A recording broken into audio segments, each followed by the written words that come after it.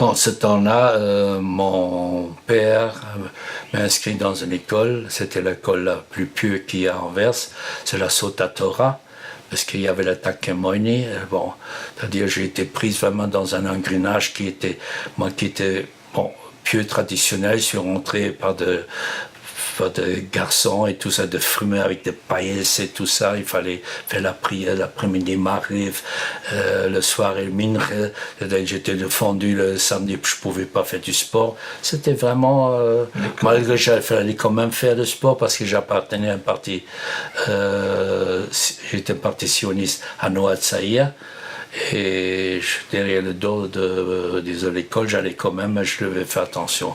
Ça c'était un peu la vie de moi. Mon père et mon grand-père travaillaient un peu à la bourse, comme tout le monde le faisait. Non, pour vendre un peu de dollars.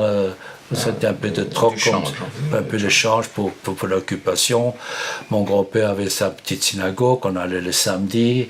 La vie traditionnelle pendant l'année 39, en attendant toujours. Il faut dire... Comment ça se passait à ce moment-là en Belgique? Les choses étaient normales? Est-ce qu'il y avait une fébrilité, une inquiétude? Non, on suivait les nouvelles. Oui, c'était les nouvelles pour nous. L'Allemagne ne nous intéressait plus. Ce qui nous intéressait maintenant, c'est l'avenir. Il faut dire que la vie dans Anvers était une vie vraiment chouette pour un juif traditionnel, puisqu'on retrouvait tout ce qu'on avait à Berlin.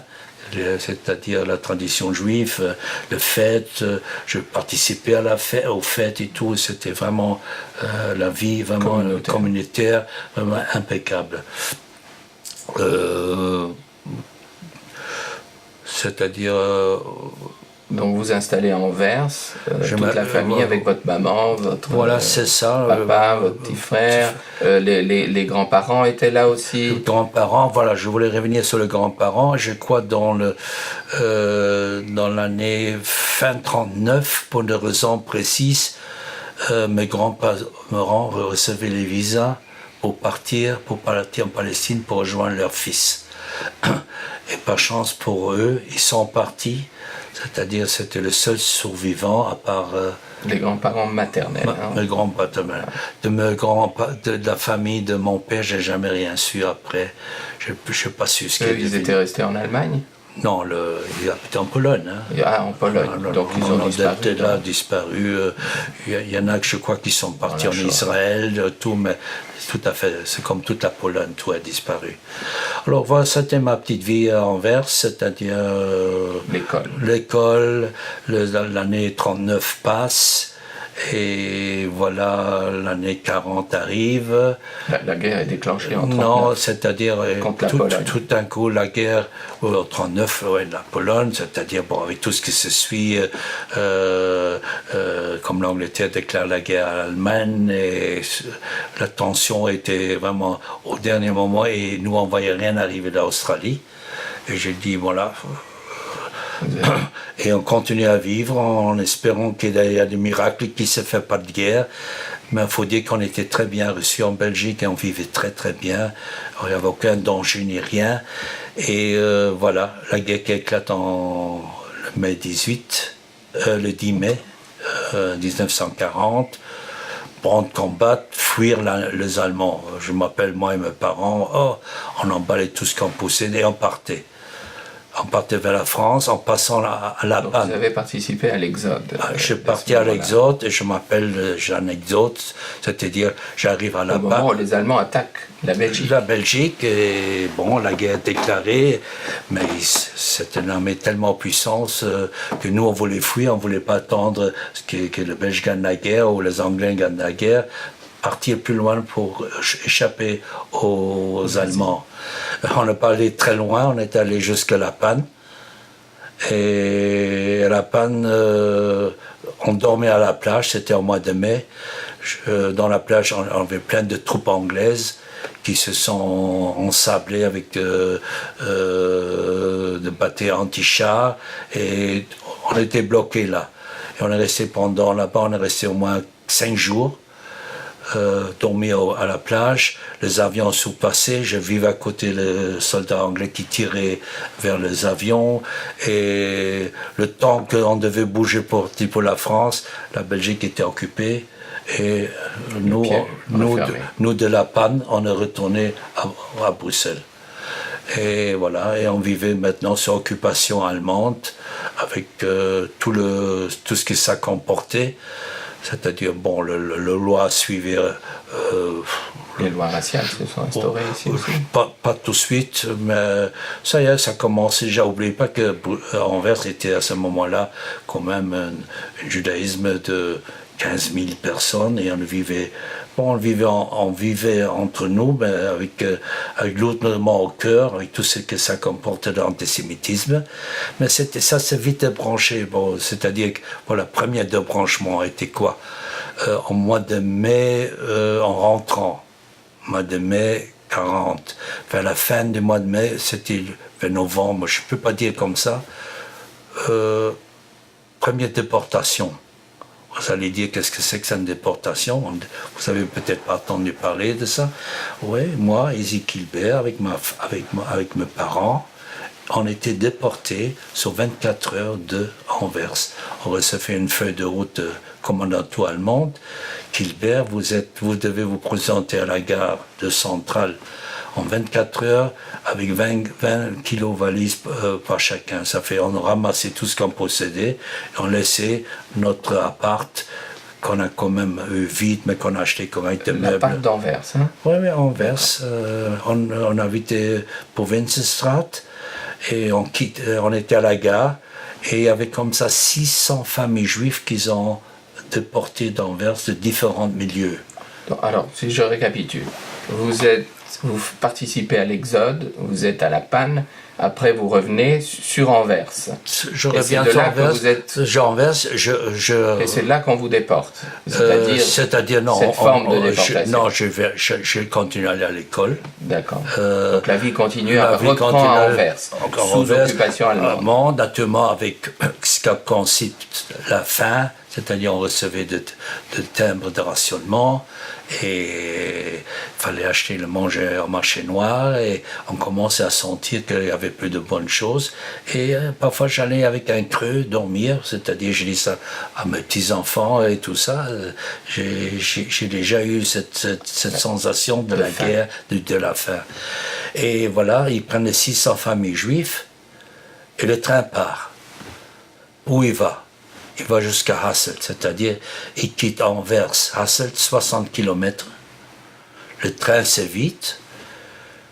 Les 600 familles juives gardées par des soldats allemands marchent, et on rentre dans une espèce de couvent, l'ancien couvent. On nous installe là-bas dans de grandes salles avec la paille par terre, par famille, et on nous enferme.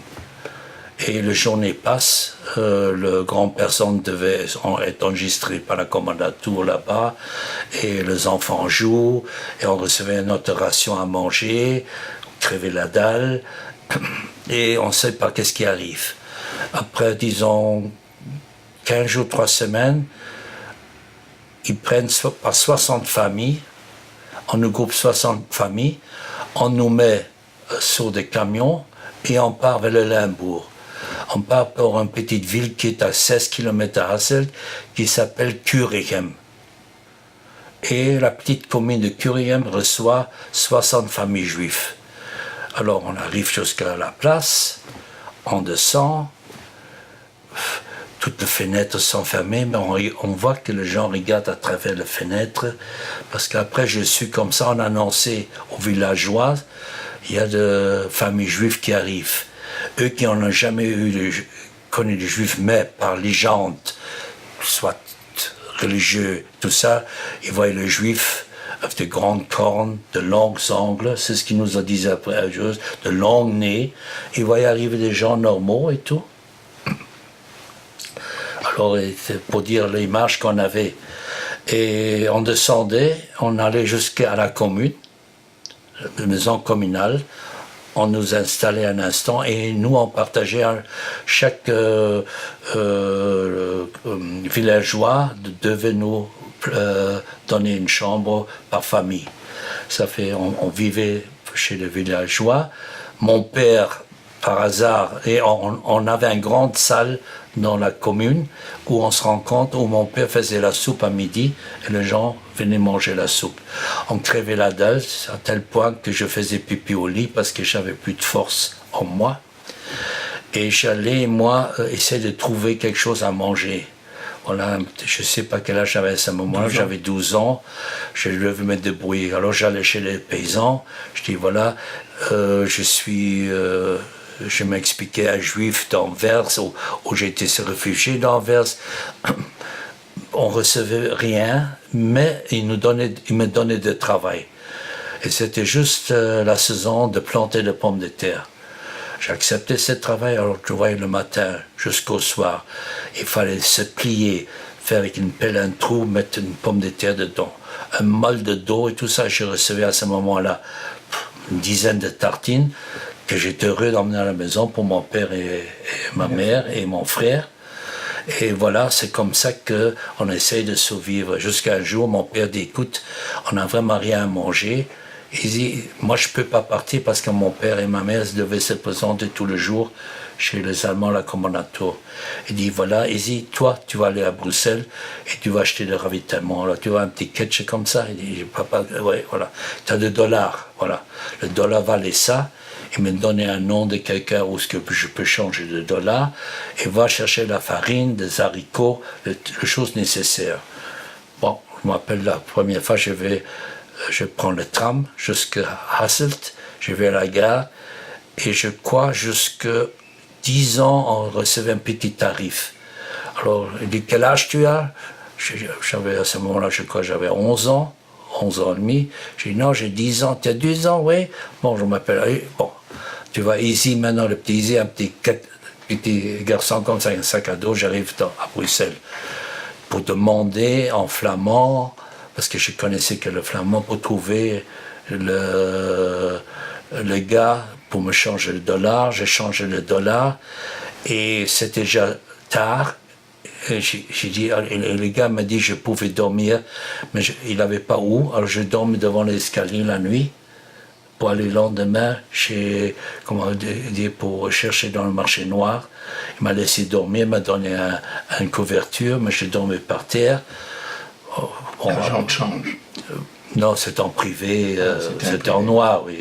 C'était des juifs qu'on m'a donné. C'était un juif qui vous... Oui, pour changer de dollar. Mais il y avait plein de juifs. Il y avait que les 600 familles qui étaient déportées. Le reste vivaient normalement. Malgré les difficultés. Alors, je m'appelle, c'était dans la route, il y avait la rue de Radi, où les gens étaient dehors. C'était la rue de Provisement, où il y a toute comment on dit ça, on appelle le Smokeler, c'était là. Il y avait des petites rues, je me demandais où est-ce que je peux trouver des haricots. Je marchandais, voilà, j'ai acheté des haricots, un sac au dos plein à manger, et je revenais le lendemain à Hasselt. Alors on avait quoi à faire à manger, c'était formidable, c'est-à-dire on faisait tout et tout, et j'avais un vélo, je continuais tout le matin à aller chez les paysans pour rentrer des ravitaillements, pour qu'on n'use pas trop notre stock, parce qu'il faut vivre l'hiver.